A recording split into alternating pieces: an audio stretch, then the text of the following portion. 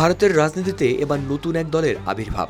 নাম শুনলে হয়তো হাসি পাবে যে কারো, কিন্তু সেই হাসির আড়ালেই লুকিয়ে আছে হাজারো তরুণের হতাশা, ক্ষোভ ও বেঁচে থাকার লড়াই। দলটির নাম ককরোচ জনতা পার্টি, সংক্ষেপে সিজেপি, যাদের প্রতীক একটি তেলাপোকা।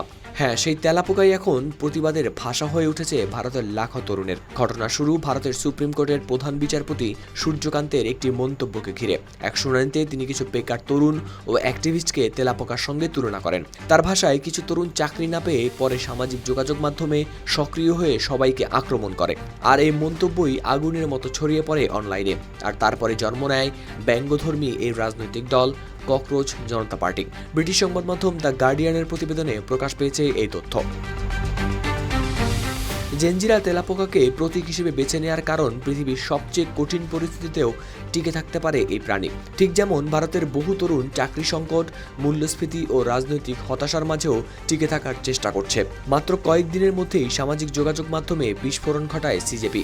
ইনস্টাগ্রামে তাদের অনুসারী সংখ্যা পৌঁছে যায় 1,80,00,000-এ, যা ভারতের ক্ষমতাসীন বিজেপির অফিসিয়াল ইনস্টাগ্রামের 88 লাখ অনুসারীর সংখ্যাকেও ছাড়িয়ে যায়। মিম, ব্যঙ্গাত্মক ভিডিও, ভুয়া নির্বাচনী স্লোগান, সব মিলিয়ে যেন শুরু হয়েছে নতুন এক ডিজিটাল বিদ্রোহ।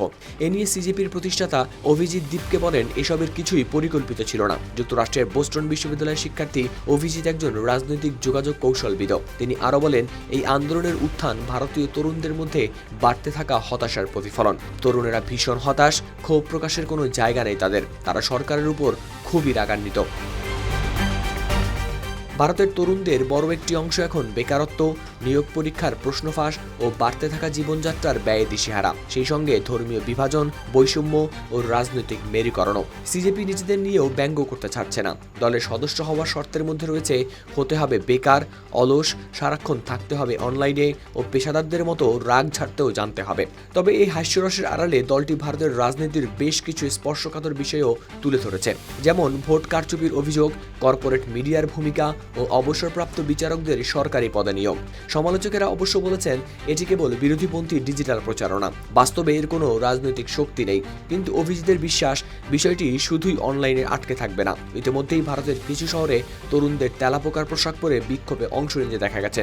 এর মধ্যেই সিজেপির এক্স অ্যাকাউন্টও বন্ধ করে দেওয়া হয়। তবে কয়েক মিনিট পরেই নতুন অ্যাকাউন্ট খুলে তারা পোস্ট দেয়, তেলাপোকা ফিরে এসেছে। হাওলাদার শামীম, RTV।